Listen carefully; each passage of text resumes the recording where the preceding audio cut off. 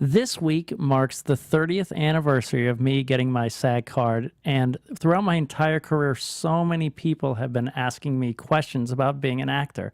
Today, I'm going to answer them. Acting Class Weekly with legendary character actor Sean Whalen. Lessons, tips, and insight into the craft and business of acting from a man who's been directed by the likes of Spielberg, Eastwood, Tim Burton, Ang Lee, Michael Bay, Wes Craven, Tom Hanks, and many more of Hollywood's A-list. He is 30 years an actor and your professor, Sean Whalen. Roxy. I had no idea what you were doing. I know. I was like, oh, I was going to have it ready. Well, all of a sudden you're going through your wallet, and I'm thinking, going through what my does he wallet. have to pay for? What's he doing now? What is happening? What is he doing? There you go. For our iTunes listeners, Sean Whalen is holding his SAG-AFTRA card. What does it say right there? Hold on. Roxy, what does it say right there? Los Angeles. No, member. Oh, member since 1989. Member since 1989, 30 years ago. I have a big... Right where your finger was covering. Yeah, of course, me and you. If we can't do it verbally, we can't do it visually. Los Angeles was not what you were looking for? No. It's a city. So I have a big birthday coming up, but I'm more proud of this because, one is literally just trying not to die. That's a celebration of that. And the other is, I took a risk and jumped on a plane and tried something hard. Side note, is that how you think of birthdays? No, I'm just minimizing it. I'm just of course not. It's a I love celebration them. of being born. Yeah, I know. I'm spinning it negatively to make this sound better. Well, I actually think that it is a way bigger deal than any birthday because it's an accomplishment as opposed to something that your mom did, which is push you out. Yes, exactly. Or if you're a C-section baby, pull you out. Right. But I think that with 30 years. We have to make sure everybody feels part of it. Yeah, that's like true. It's part of it. Well, I was being inclusive. I was just going to say, you're a millennial, 2019. And I didn't want to offend anybody that was pulled out instead of pushed out. And you're all valued. Are we to believe that I'm not born because I wasn't pushed out? Right, you're stopping that from happening. Exactly, you're I understand. Absolutely stopping But I think it's really an unbelievable accomplishment that you've been a SAG-AFTRA actor for 30 years. And I can't even imagine how many people have come up to you in that time and asked you all of the random questions. All of the crazy questions. How'd you do it? Do you like it? Yeah. What are the steps? What is the most amazing thing you've done? What is the worst? Why didn't you spit out the milk or spit out the peanut butter? Why didn't you spit out the peanut butter? For a decade, that was the questions. There was one guy that was, he got in my face and goes, "Why wouldn't you spit it out? Why, you would make so much money. You would have wanted everything in your life that you were leading up to that would have been justified if you just spit it out." And I was like, I'm acting. It's a joke. So for anybody who doesn't know, we're talking about the Got Milk commercial. Got Milk commercial. You can see it on YouTube. It's Aaron Burr, Got Milk. You can put it in and you'll see what I'm talking about. But you have made one very large mistake in the past 30 years, Sean, and it actually happened today. And I want to let you know that probably the biggest mistake of your career so far is saying, Roxy, you can ask the questions in this episode because I have been gathering. I have gone to the depths of the seas to get questions for you, and I am not giving you the softballs today. You're not giving me the softballs today. No. So let's see if today's the day that gets Sean Whalen. That gets me. So as you know who I'm talking with right here is my fantastic co-host Roxy Striar, a.k.a. Ms. Phenomenal. And in the booth, we have our fantastic producer, Mr. Funtabulous. Oh, my. Answer some questions. No, I've looked at some of the questions that we gathered on Facebook today. Some really interesting ones, some really good ones, and I'll be able to answer some as I talk about. I'm going to actually just talk about the beginning because some of the questions have been, how did you get into it? Why did you get into it? But before we do that, I'm going to talk about my week. So last week, I did an episode. I know these are all evergreen and separate, but if you heard the one with me, myself, and Mindy Sterling, who was my mentor. I did, in fact, hear it, by the way. I adore her. Mr. Funtabulous, was it not awesome? Wow, too quiet for that Too quiet question. For that one. No. He's probably very busy. He thinks it was else. not I don't awesome. know. I listened to it, Sean, and I thought it was excellent. Did you like it? Oh my gosh. I loved it because not only did we get to hear a little bit more about her, and I've been a fan for a very long time. As I told you, Austin Powers was like my favorite franchise coming up. Yes. But also, I got to hear her take on something that I'm really interested in, which is improv. So it was cool how you were able to do that. I definitely recommend going back and listening to that episode. If either you're a fan of her or not even necessarily, but just love improv, because you guys gave really great feedback on how to get involved and why improv is important in your acting career. Accolades to you. She was my mentor getting me into comedy. And then when the podcast was over, she said, "You're so good. You're so good." And I said, "That's Roxy." She was willing to help me and shape me and help me learn how to do this properly. Well, you're welcome, Sean. You've helped me a lot too. And especially afterwards when you guys sent me that unbelievable message. It's so funny because it was improvised. I had no idea what she was going to do. We're talking about a little shout out that Mindy filmed for Roxy. It was really funny and did a completely different spin. It was so good. I watched it 70 times. And all of a sudden I'm watching it 70 times. And then I go about the rest of my day and I said, wow, I didn't even respond.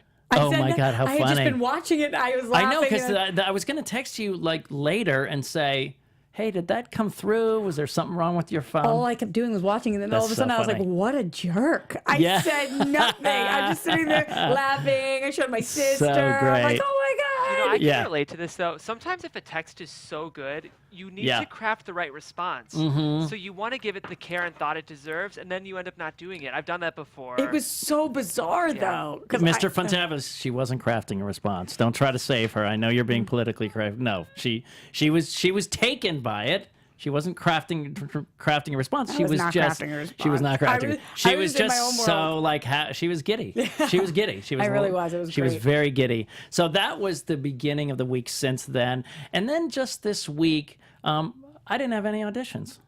And is that rare for you, Sean? That can be rare. Usually I'll have one or two a week at this point in my career, but they're decent. They're all year round? Yeah. I mean, but there's waves. There's never a consistency. There's seasons. We just finished pilot season. We just finished the episodics of networks and the big show. So there's seasons, and it's not weird to have a lull. Mindy and I were talking about that. A little bit of a lull right now. No big deal.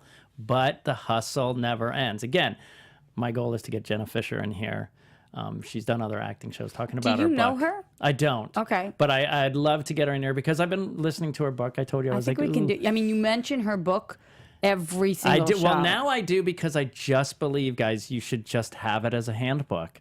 I take things, break them down a little bit. We expand on them. I have a different take than her on a lot of different things. So this really, and they work well together.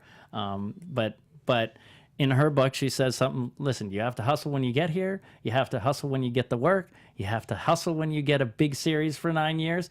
And you have to hustle after that series is over. And this is someone who is a star in a TV show. And you think, oh, she's set. Never. Never. So even though I didn't have auditions, I hustled. And what does that mean? This week for me, I thought of Danny Franzese. I saw online, I saw my friend Katie Molinaro, very talented comic actress, stand-up comedian, has a YouTube show called Drive-Through Talk Show. You go to a fast food drive-through and you sit in her car and eat the fast food drive-through and talk to her a little bit. So it's like comedians in cars getting coffee. Kind of, but we're not really, but we're just sitting in the car eating the fast food. That's it. And we're talking about the food. That's the funnest thing. We don't plug ourselves. We don't talk about it. It's just our take on the food itself. So it's a really fun spin. I recommend it highly, but I shot that today. I texted her. She said yes. And I shot it today, and I'm in such pain. So much KFC. Well, KFC. Tons of spicy KFC. She's like into this whole spicy fried chicken thing. It's a big thing now. And we just ate a ton, and I'm suffering. I have. How many pieces are we talking? I mean, it's not about we had a chicken sandwich. You were going to say it's not about the amount, okay, but Sean, I know. Chicken, okay, spicy chicken sandwich, chicken and waffles, spicy tenders, potato wedges, mashed potatoes, coleslaw, large lemonade. But Sean, be honest. Large lemonade. Did this prep you for a future role, possibly? Possibly. We don't know. It's all about life experience. Yes, guys. I'm putting life experience in me so I can play a heart attack victim. That's what I'm going for. Also, I saw on Facebook, I was going through Facebook, an old high school friend has started a consulting firm, team building in business, and I Facebooked him and said, hey, or messaged him and said, listen, have you ever used improv for team building?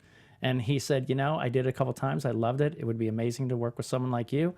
Today I signed the contract and I'm going to be part of doing, he's going to farm me out in case a business wants to do improv. He'll fly me in and I'll get to do improv, run some improv programs and team building exercises at businesses. That's so fun. Yeah. And my friend Felissa Rose, who I've spoken about several times, she's very big in independent horror. She was Angela in the movie Sleepaway Camp and has gone to conventions and stuff. I met with her a couple times. I wanted to up my going out to conventions again. It had slowed down a little bit. Reached out to her. She introduced me to her manager. I met her manager. We have now, and I secured a new convention for this summer. And it's really interesting. Can you say which one it is? Not yet? Yes, Dark Fest. It is Dark Fest in Cleveland. And so that is going to be at the end of June. But what's fun about it is she's like, this woman's a fun partier. She doesn't know that Felicia and I have fun and party. So it's almost like an audition convention where this manager, if she sees how fun I am, how outgoing with the fans I am, then she'll book me for more and say, oh, well, I want him along with me. Cool. So even now, after 30 years, I say, oh, well, I have to learn something brand new and start with humility to learn how to do podcasts. I have to learn with humility to reach out because who knows, Katie's fast food podcast could have someone seen me and say, oh, he's really funny. We could use him on da-da-da-da. And, go on another get a new manager, try to impress her so she can hire me for new stuff. There's no ego about it. You're always just trying to get work. That's what you have to do. And that's what kind of kept me in the game for 30 years. I love that, Sean. So that's really part of it. Before we go on to talking about my earlier life and answering your questions, Roxy's going to talk to us a little bit about AfterBuzz. Actually, this is the perfect time to tell them because of today's episode where we're taking all of these questions. Yes. That's exactly why we would love for you guys to go comment on iTunes and on YouTube. All the inspirational music every time. I was getting scared for you. I thought that he wasn't going to bring it in. Right, I was scared for you, and then here it is. I should never doubt him. Never doubt Mr. Fantabulous. So he's always there for us. For exact reasons like today, because we're going to do more episodes like this where we take questions or even segments of episodes, we would love to hear, what do you got? What do you want to know from Sean? He has been an actor for 30 years, a SAG actor for that long. Excuse me, I don't want to take your big title away from you. Right. So if you like, you comment, you subscribe, that helps this show grow. It also helps us get informed on what it is you want us to even be talking about, and it gives us a big chance to give you a shout out on air like we're going to do today with so many people who commented all over the place. So we really, really appreciate it, and it means a lot to us. And actually, Sean just deserves it because 30 years an actor, am I right? Thank you. And I love AfterBuzz here, and I love the mood lighting. I want to keep talking about it so the music keeps playing. I know. Let's just keep telling we them. We could just so do subscribe that. We could do that. And subscribe. Yeah. And also subscribe. And thumbs up. But now we're giving them extra time. Like, if you haven't done it by this point, what are you doing? Yeah, what are you doing? What are you Jump sitting on there there. doing? No excuses. That's no way to hustle.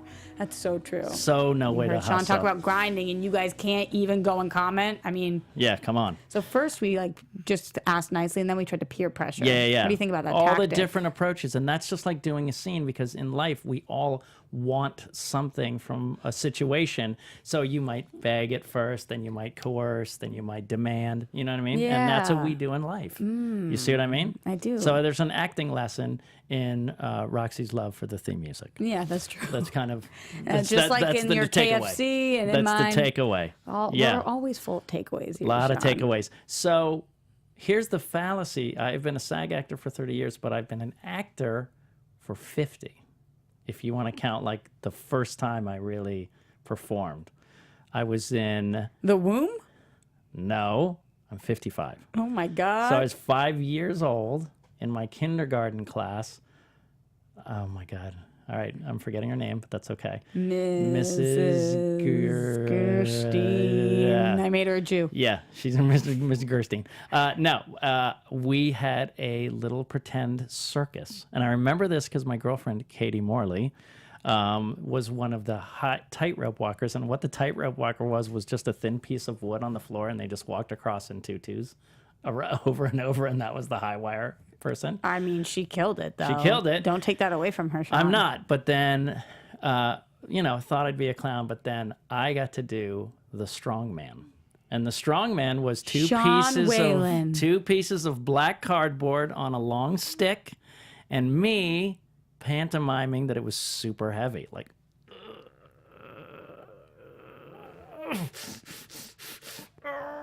that was my first. Did your family come see it? My mom was there, and I got a killer response. I was very committed. It was heavy. I sold that illusion, and that was the first time I was like, "Ooh, this is kind of fun." You really remember as a 5-year-old thinking, "I like this." Oh, it was fun.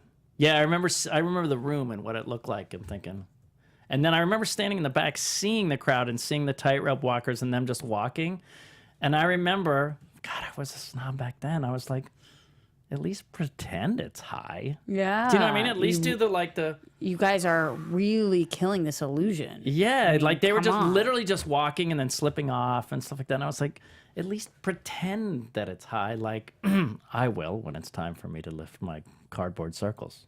And I liked it, but just the tiniest bite of the bug, not the full bug.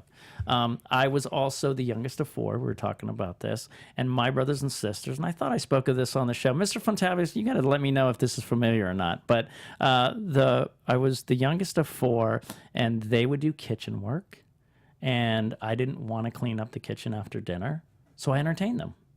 And while they would clean? Yes, and they wouldn't realize I wasn't cleaning. And that was okay with everybody? They didn't know it was happening, like the Mindy video. They were giddy. You didn't realize you weren't responding. You were giddy. You're just doing something else. You're doing something else. That they were loving it. They were laughing. I could do physical stuff. I would fall down the stairs. I would lean back in my chair and fall over and literally do the backflip out of the chair and just do crazy physical stuff. They loved it, loved it, loved it, until they realized one night they left. And I said, "Hey, where are you guys going? You're not finished." And they go, "Yeah, we did all our stuff. We just left you some stuff to do too." And I went, "Oh, this gig is up." The gig was up. They figured me out. I was done. So is it the gig's up? That's up, or the jig? No, the jig is up. Yeah, the jig is up. The jig is up. But it was also a gig for you. It was an acting gig. The gig and the jig. The gig and the jig are both up. Yeah, were up. So I thought, okay. So in 5th grade, I had the opportunity to direct and star in Rumpelstiltskin. Wow. And you were Rumpelstiltskin? I was Rumpelstiltskin, and I directed it. So what does a 5th grader directing it look like? You're saying you go here, you go here? Yeah, you go here, be louder, move over here. But I knew, like, when the scene was done, we shut the curtain and you move off stage, and then we have to move in this piece, and, But I did that, and I remember it was a full school assembly. And so I was Rumpelstiltskin, so I had, like, the little slipper socks and with the long beard. Did you have lines that you had to memorize? Oh, yeah. I had to, yeah. I mean, it was the whole thing. And at the very end, I remember running out, and to take my curtain call, I was so hyped that it went well. I ran out, and I slid on my slipper socks. Risky business style? Risky business style, kind of like, and right when I got to the thing, the school, they were clapping before. But then they erupted when I came out on stage as Rumpelstiltskin, and I was like, "Oh, this is better than the kitchen. This is way better than the kitchen. Screw the kitchen. Screw the kitchen. Give me a pot, give me a sponge. I'll do that. But as long as I can do this, and I was like, okay, I really dig this. Oddly enough, in junior high school, I didn't do very much.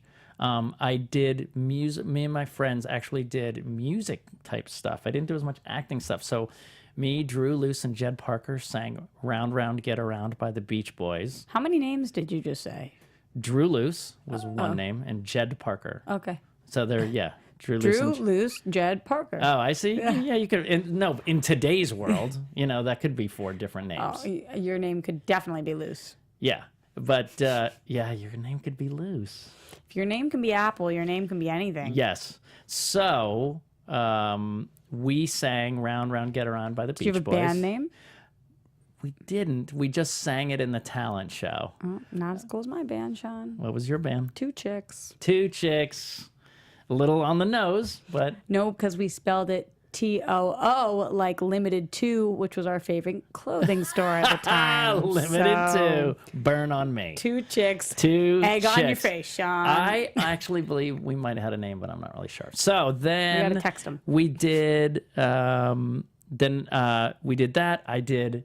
Elton John singing Pinball Wizard from the movie Tommy in the lunchroom. Are you singing all this? Yeah. Wow. With the full, we had the little pinball machine, and I got the little hat and the big glasses to look just like Elton John did in the movie Tommy. And is your mom encouraging this? She's saying this is okay? They're loving it. She was a theater nerd herself. She just did community theater. So that was all good. And then the highlight, I was just texting my friend Brian Kissel, and we did a short film, and I said, what was that plot? And he reminded me. So good. It was a short film. We love this show, the movie Twilight Zone. It's about a soldier who comes back from the war, and he's lonely. He meets a guy. He's a genie. He gives him 3 wishes. 1, I'd like to have a place where I belong. Boom. I'm inside in my recreation room downstairs. We had a little bar area. I'm in a bar. It's in the war, and there's people How there. old? We were in 7th grade. Okay. We made this short. And I was there, and these people were really nice. And then there was a very cute woman. So my wish was I'd like her to fall in love with me. And she did. We were happy. Everything was going great. And then, they said, oh, we should go or third wish. Move on. And I said, oh, my third wish is I want to stay here forever. And the genie said, are you sure? And he said, yes. So there's an air raid. And of course, everybody's running out, and she's like, come with me. And I try to run out, but I can't leave because I wish to stay in that place forever. It ends with a shot of my bloody hand on the bar sign. Killer Rod Serling, killer Twilight Zone. Wait, Sean, this is actually great. It's a really good story. Yeah. His text last night was so great. He's like, you try to leave, you can't. Suck it, Rod Serling. Yeah, bloody hand on the thing. Suck it, Rod Serling. Pretty good, right? We should do a remake. I'm telling you. We have to. It's so good, right? He can't leave. He says, I never want to leave there. Wow. And he says, leave there. So it's not like leave her or leave the city or, do you know what I mean? And so he can't leave, and that's why he dies in the air raid. Be careful what you wish for, right? Wow. Pretty good, right? I'm kind of blown Pretty away. good. I want to. Maybe I'll read it for Mr. Funtabulous' screenwriter. So yeah, pretty good, right? Love it. Okay, so that takes me into high school. High school, I'm just going to breeze through. Even though I had 2 of the most amazing teachers, Debbie Ryer, my mentor in high school, taught me how to really act. I got a role of Dracula in Dracula's Renfield, the Fly Eater. I'm like, I can run around screaming. And she said, no, it's not about that. It's about that he's trapped between Dracula and the people. He wants to warn them, but he's terrified of Dracula. There's so much more going on. And I was like, wow. And so I won the acting award and a scholarship because of that role. Heyo, heyo. Heyo, Mr. Evans, who taught me the musical theater, and I sang in a barbershop quartet. So I was in the shows Bye Bye Birdie. I was in the show Godspell, one of the only freshmen in the show. It was only juniors and seniors. I was part of this thing called Rock and Roll Revival. I was in the show Dracula. I directed a Neil Simon play. Which one? Plaza Suite. Plaza Suite. And Miss Ryer and Mr. Evans, were the best two teachers and encouragers that I ever had. It was fantastic. So that brought me up to UCLA, and I've spoken to that on other episodes. So, you know, then I started my career, and I have kind of spoken about the beginning and when I started and Groundlings a little bit. So that kind of brings you up to speed of how I got there. So I'm getting a little scared of you, but I'm ready to start answering some questions. All right, I'm going to start easy here. We're going to start easy because you were talking about conventions for your Sean's week, so I figured I'd throw and don't forget to mention their name. I said that I would. Of course I would. Of course you would. So this one's about conventions. Okay. Again, softballs to start. Got it. Patrick Rahal. He says, you do a lot of conventions and have made numerous appearances, and folks spend their money to meet you. If you could attend a convention as a fan, who would you stand in line to meet and give your money to? It's going to be anyone, ever, not necessarily contemporary folks. Okay. Just learn a little more about you, Sean. Okay, so I think I actually responded to him and said, hey, does it have to be... an actor? Does it have to be an actor? And he said no. So when I first heard it, he is an actor, but he's obviously more of a musician. I think it would be David Bowie. But when I thought it might be an actor, then I thought, listen, I want to, if I had anyone to talk to who I had a chance to talk to and kind of just get their aura and presence, it would be Gene Wilder. Because he's been such a big part of your career? Because me and Brian Kissel, who wrote that 7th grade fantastic film, went and saw Blazing Saddles and just were blown away by him. Young Frankenstein. I mean, just incredible. Then you see him in Bonnie and Clyde. So funny. I mean, Young Frankenstein to me is it's one of the best Mel Brooks movies because he co-wrote it. He wrote it first. Mel Brooks took it. Then then they did a rewrite together. And then the famous story is Mel Brooks says, hey, you know that putting on the Ritz part, we don't need it. And he said, what are you talking about? Because this is how you find out that the monster can talk and do more. There's a famous scene where he sings Putting on the Ritz in a tuxedo, the Frankenstein's monster. And Mel Brooks says, no, we don't need it. And he fought, and he passionately fought. And then Mel Brooks goes, all right. And he's like, why did you do that? He goes, listen, I was on the fence about it, and I want to see if you had a passion for it, and you had a good reason for it, and you showed me you did. And he kept it. But to me, the genius is that he yells so much of that movie. He yells so much, but it's all justified. It makes sense. And my favorite line that I still say whenever I'm with family and they bring it up, they say, you haven't touched your food. And he goes, there, I've touched it. He puts his hands all over. I actually feel like you could play a lot of the roles that he played. I mean, yeah, thank you. Is that after what I said or after what Sean after said? He was a little late on that. A little late on that. I waited whether or not. He was giddy. You could play a ton of his roles. Yeah. No, I would. That might have been accidentally. But it would be because he's such a good actor, and then the stuff he did with Richard Pryor. Yeah, and he's just fabulous. So I think that's who it would be. Now getting into some more acting questions, as this is an acting show, Acting Class Weekly with Sean Whalen. I love this one, and I wonder if you're going to be able to pinpoint. Okay. So Ian Best says, how have you been able to achieve longevity in such a tough line of work? Well, I feel like I answered that at the beginning. I never, like Danny, I used to think, I want to hustle like Danny, but I guess I kind of always did. In a way. Franzese, the Danny, again, I've said it a million times. Mindy Sterling episode, Danny Franzese episode, amazing. But I think it was because I always panned out. I didn't settle. So I am doing looping, which is post-production ADR work for Nahnatchka Khan, who created the show Fresh Off the Boat. The reason I got that job was because a friend of mine's wife was doing writing for her. She knew I did comedy writing, knew I was funny, and pitched me for that show. So I did writing. I've written several scripts. I've directed. I started teaching. When I found out there were conventions, I went out to conventions. When you're out at conventions, you meet people. Those people are filmmakers. So I've done work from those conventions with my friend Felissa, who I met at a convention, and now we're working together. So it sounds like diversifying has been really important in your career, Listen, Sean. Diversifying and being easy to work with, and always looking for the next opportunity. So next week. Excuse me. Next week. Did you hear that? I did. I hate that there's a mic there because you can't do the sneak. Well, you could have. You could have been. I could have like, just done. No. When I do something like that, if there's a little, then I go. You just make it bigger. See, new mentor. Yeah, right there. Yeah. New and mentor. then you say, "Excuse me for that cough." Wow, it came Mentor out of nowhere. 2019. Right. It's much worse. I feel something. Now everyone's like, he's only 55. He sounds like he's 75. So I think that's really it, is diversifying. And so next week I have lunch. An afternoon coffee with Peter Lenkoff, who is the head of Magnum PI, who is the head of Hawaii 5-0. And have you been on Magnum? Because remember, I was on Magnum, and then I wrote him an email. Oh, I thought you were on Hawaii. You were on Magnum. I was on Magnum PI. And you haven't been on Hawaii. No. Okay. And I emailed him and said, thank you. And he said, oh, it's been a long time, because he pulled me from remembering working with me on La Femme Nikita and Jury Duty. And I said, would love to catch up with you. Doesn't mean he's going to, but he said, no, I would love to. Oh, actually, he said, sure, have my staff will reach out.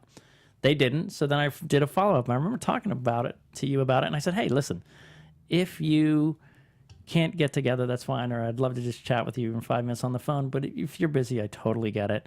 I don't want to pressure you, but I just want to thank you again for the opportunity. He said immediately. He's like, no, I want to hang up. So we, he's a very busy man. It's really hard to schedule. It gets moved and pushed. But now we're meeting next week. And I think it's It's taking an opportunity and seeing what more you can get from it by being friendly and useful. And, these days there's not as much as humility to ask for work, or just say, hey, I'd love to do some work. I reached out to some friends that I hadn't talked to in 10 years who put me on Lost to see if I could loop on their show. And sometimes they said, sure. Reminding them. Just reminding them, listen, they're I'm so busy. Still. I'm here. And that's what you said to me. You said, just remind me that, Yeah, when we were trying to put together the show. And and it took a while. Stay in my stay in my sphere. And so I think that's it. It's diversifying, being pleasant to work with when you're there, and then also seeking out more opportunities when they present themselves. I love that. Next question, because we don't talk about it enough on this show, I feel like, about the acting part of you that decided to become a teacher and explaining that way. So this is coming from Dean Window. He says, as a teacher, what do you feel was your greatest ever achievement with a student? Well, I know it's probably hard to narrow down. It's very hard because there's so many people that I really have worked with and care about a lot. But one in particular was this last weekend. I went to a high school to see a show called The Interference. It's a very heavy play about sexual assault on a college campus. Because were you an acting coach to one of the people in it? I was an acting coach to Ella Berry, who is now 14, playing a college freshman. She was one of the only freshmen. She's one of the only freshmen ever cast at this performing arts high school as a lead. And I started working with her when she was 8 years old. And we've gone through. She was in the play too. Oh, yeah. She played the daughter. She's great. She's so good. She got so close to being one of the people on the BFG, Steven Spielberg's movie. They had 2 English women, 2 English girls, and 1 American girl. She was the American girl. So she was very close to. Yeah, they very close to the girl on It. The main girl on It. Mm-hmm. I mean, she's been very, very close, and she's just been doing so well. So to me, because I've been with her for so long and see her grow, and I put her in my play, as Roxy saw, she's one of my proudest accomplishments. Really she's cool. really, really great, and her name is Ella Berry. How was she in the role? She was fantastic. It's great. And it was funny because a lot of the parents recognized me from stuff, and then the kids were like, wait, who? And then they go, yeah, and Ella was like, yeah, he's my acting coach, and they're like, what? That's amazing. So it was very cool. So it's almost like this person moonlit as me, because this is the question that I want to ask you. Okay. But Amber Lee Smith, aka Roxy Striar, says, I know Amber Lee. What was it like to work on Never Been Kissed? It was great. Now, we did talk about that a little bit. You told us a bit of a story. But I think the main thing was it was a blast because of Drew, who was amazing and supportive, Nancy Javonin, who was her producing partner, and Sandy Isaac, who I'm still really good friends with. We meet every 6 months for lunch. they loved what I kept bringing and kept bringing me into things. And so the famous bar scene where Josie Grossi makes a big fool of herself on stage, I was not in the scene.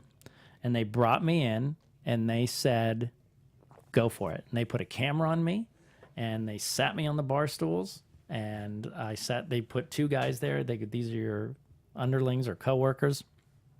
And go for it. And I just improvised stuff. I was like, you got to keep your eye on them. And then, and then when she starts dancing, I get horrified and I go, that's my boss, but all stuff that was totally improvised. Is it more pressure on you, Sean, because you weren't initially supposed to be in it? Or is that less pressure because they were lifting me up. And another thing that I knew, I just knew my value and my worth. It's like I felt like I was giving it and they were receiving it and praising it. So when she had to be stoned, she was having a hard time laughing, just being silly and laughing. And I was in my trailer, and they knock on the door, and they go, "We need you on set." And I said, "I'm not in a scene for like several hours." And they go, "No, Drew needs you." And they put me behind the camera to make her laugh. And I was just making crazy faces and stuff like that and dancing around and being a total goofball. That's like being her acting coach almost. Yeah, it was. That's so cool. Wow, I never thought of it like that. But yeah, I helped her laugh on stage. So it was pure joy. I took a risk and wrote some funny lines, which they loved and appreciated. And then it expanded and expanded and expanded. So you can't ask for anything more than that. And then, of course, you think this could get edited out. But it didn't. So why even go there with your mind? Yeah, I mean, you can't control it. But it was all in there. And it was fantastic. Great question from Thomas Megan in here. What role would you like to have gotten but didn't get? Now, I'm sure a ton of them, but yes. What is the number one that you were up for that you didn't ultimately get? There's a part in Galaxy Quest about that movie. The guy who, and I was one of the final, so funny. 2, I guess. This is one of them, the guy in Galaxy Quest who is, dies as kind of the martyr at the end to Alan Rickman and says, by the power of his hammer or whatever. And he's tearing up as he's dying because he dies for him. It was such a fun role. It was heartfelt. It was wonderful. That is one that I didn't get. Were you close to getting it? Yeah, I was close to getting it, and I didn't get it, and I was really bummed. And then when I saw the movie, it was everything I hoped for and more. It was such a great script, and it was really great. The movie was so good. That was a hard one to lose. But I like Spaceballs better, so ha. Ha. And then I got written out of a part in Men in Black where I played Tommy Lee Jones' assistant. I got the part, actually, but then they wrote it out. That I would have done for free. But you filmed it? Nope. Oh, so they wrote it out before They wrote it out before they even started shooting. So that was really tough. But I think one of the toughest ones, speaking to Jenna Fisher, was I was supposedly very close to play Dwight on The Office because I looked like the guy that did it in England, Ricky Gervais's show. And I think that's honestly why they didn't go my way. Plus, I say that, I go, well, I look like him and they didn't want to go that way. I think I said that mentally. But here's the facts. Rainn Wilson was very hot. He was just coming off of 6 Feet Under, where he had an amazing story arc. And he had heat. And so I can't, and, he's phenomenal. I take nothing away from him. But the timing of Heat is everything. And I know because I had it. I had it after the milk commercial for 3 years. Like anything I wanted, I got. And I've had it.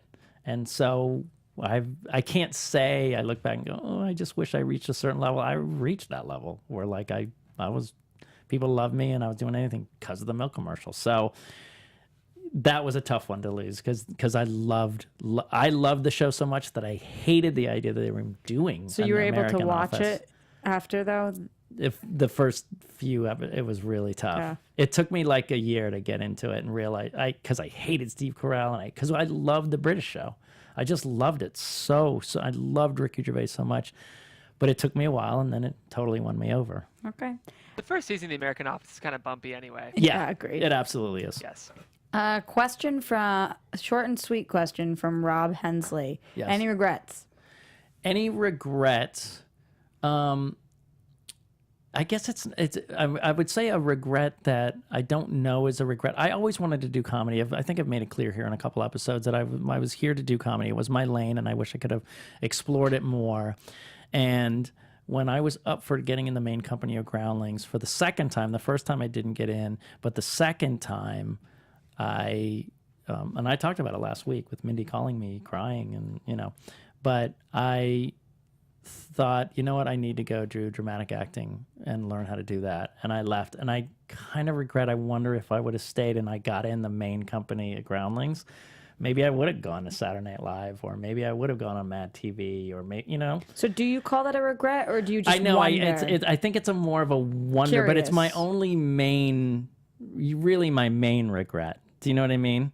And the only other one, which I never knew I would speak on the show, Fred Savage and I became really good friends right before he started directing. He directed my one-man show, and he had to miss some shows, and I handled it so poorly, and I pissed him off, and he was trying so hard. He felt so bad, but I was Can you talk about what happened a little? He just had to, directors don't come to every single show, but I was like, this is my show. How dare you? My, ex-wife even says at this point, like, we were kind of a-holes. And we were just like, how dare you? And then we went to some after party at a bar, and I wouldn't even look at him or talk to him. I was so mad. And then, he just kind of dropped me. And I was like, it's all good. We were just mad for a little while. And I think he was like, you know what? That was really hurtful. And I really regret how I treated him. It was so unfair. It was so egotistical. And the fact was, he was on a series at the time, and he was directing my one-man show. And he was 21. So he's a 21-year-old man, and he's working on a series. So if he misses an episode, we ran into each other a couple times on a couple episodes that he directed, but it was always very surface. And I just, he's directing, so I can never have that opportunity to go, hey, man, can I? But I told mutual friends, I just said, can you please? I've written an email to a friend to say, if you ever see him, could you give him? I just feel horrible. Do you think he's gotten the message? I don't know, but I just feel like, I feel so badly because he was so kind to me and so good to me, and I was so egotistical and lame at that point in my life. So it's so weird. I never thought I would talk about that. But it's good that you did. But I did. Yeah. I really do. So one of these days, my dream would be to have him on the show and tell him that myself. That kind of leads into this next one about regrets and whatnot. Forrest Pruitt says, what advice would Sean Whalen 2019 give to Sean Whalen 1980s about the road traveled and the one ahead?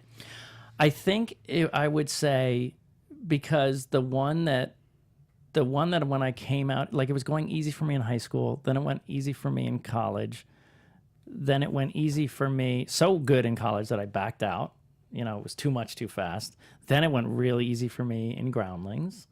And even though I could have fought to get in the main company, or who knows if I would have gotten in, I can't, my Groundling friends who are listening to this and go, no, you're never going to get in. Who knows? But then I did really well in my drama class. I didn't do as well, but I started working. I was one of my first friends of all my friends to start working and quit waiting tables and making money and doing commercials and, doing all that stuff. So when it was going easy in school and, everything was working out, I didn't find out till much later in my life, when I was in 2001, when things started to change for me. The 90s were all really good for me. I think it's that there are ups and downs. And I thought it was have guest, commercials for a while, guest stars for a while, recurrings for a while, series regular, retire. And I honestly thought that's just the way it was going to go. And I think it's that, it didn't go the way I thought. So the advice is kind of be more real. Be ready, be more flexible, and be ready that it's not going to... One of the regrets, is appreciate it while it's there, because it was so easy. Sometimes I didn't... When they call, I remember going, yeah, there's a movie Twister. It's an audition. Cool. All right, cool. Steven Spielberg movie. All right. And I was kind of like, I don't think I was cocky, but I wasn't surprised. Or like, oh my God, I thought, yeah, this is the way it's going to go. This is the way it should go. You know what I mean? And so I think that's the heartfelt thing, is appreciate it more when you have it and have more faith when you don't. I kind of love that.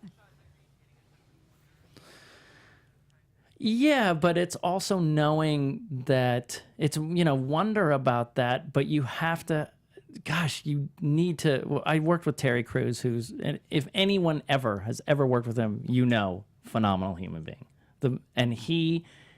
We were sitting there talking when I was doing Brooklyn Nine-Nine, and it's just a feeling of, I guess this is it, Mr. Frontablis, is just how blessed we are. How lucky and blessed we are to be doing this. And me just stand there and talk to Terry Crews, and hey, you know my work, and he goes, I'm so blessed to meet you. And I mean, and we were just like, wow, this is great. We get to do this, and we're appreciated. We're so lucky. And then when you don't, you just figure out different ways to appreciate or use that. I did have that stuff in the 90s, and I exploited that and used that to do stuff now. I wouldn't have this podcast if I didn't know how to work what I did in the 90s. I have a question here from Richard Tanner. You've had an interesting career, from the lead in horror films to being a character actor in big budget Hollywood films. Do you prefer roles like Roach in People Under the Stairs, or the heckler in That Thing You Do? I love anything that's memorable, that's interesting and memorable. I was in Halloween 2 with Rob Zombie. People wouldn't remember me at all because I was pretty benign. I helped scout Taylor Compton off the road, and then Michael Moore throws me through a car window. But he killed a lot more people. So it's not about Michael bigger Moore. Wait, is that right? Is that his name? Who's the scary person in Halloween? Michael Myers. Michael Moore. That's okay. Can you imagine the documentary film? The documentary filmmaker just comes out of nowhere and throws me through it. Michael Moore.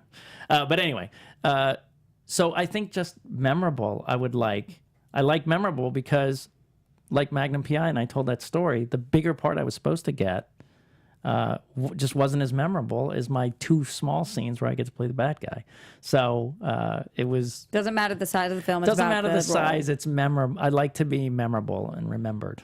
This is a question I feel like you get all the time. Now, you're going to laugh at me for even asking it, okay. But I think people probably ask you this constantly. Dan Dye says, how can I be you without taking your skin? Like, how can I get an agent, get gigs like you did? So how do you tell people if they want your career, what do they do? Well, here's the really bad news. Not really bad news, but the realistic news. If I was a silent film star, you wouldn't ask me this question. Right. I truly believe... That's how much it's changed? That's how much it's changed. I really do believe that, because that's why if Jenna Fisher ever gets on the show, I want to say, she said, I don't know anyone who Taft-Hartley'd. We all got our SAG cards through being extras or other means. I got mine Taft-Hartley, and all my friends got mine Taft-Hartley, meaning we all got commercials, and they said, yeah, okay, now you can join the union. So that's how much it's changed. So to have what I had, you'd have to go back in time, if that's the real question, because you'd have to go back in the 90s when there was more opportunities. Hollywood was run by itself, not by corporations. There weren't bottom lines from, Seagram's and Universal and things like that. So there was more freedom. You were a craftsman. You got quoted up at how much work you did, and you made more money. So for me, I think the only thing I would say is to be me, know who you are, have fun with being who you are, and sell that without question. Pick your lane, have fun in that lane. If it's drama or comedy, whatever your look is, whatever your character is, just own it and play with it and have fun with it. That's what I did. And again, this was all out of ignorance. I didn't know I was doing it, but you're asking me. Yeah. And then always try to have relationships with people, meet people, and be nice about them. We're going to do an episode on this. I finally decided. Make it about other people. Talk to them about themselves and who they are, and show interest in other people. And I'm telling you, you will reap so many rewards. So that would be my answer. Own who you are, have fun with who you are, and appreciate everybody you meet.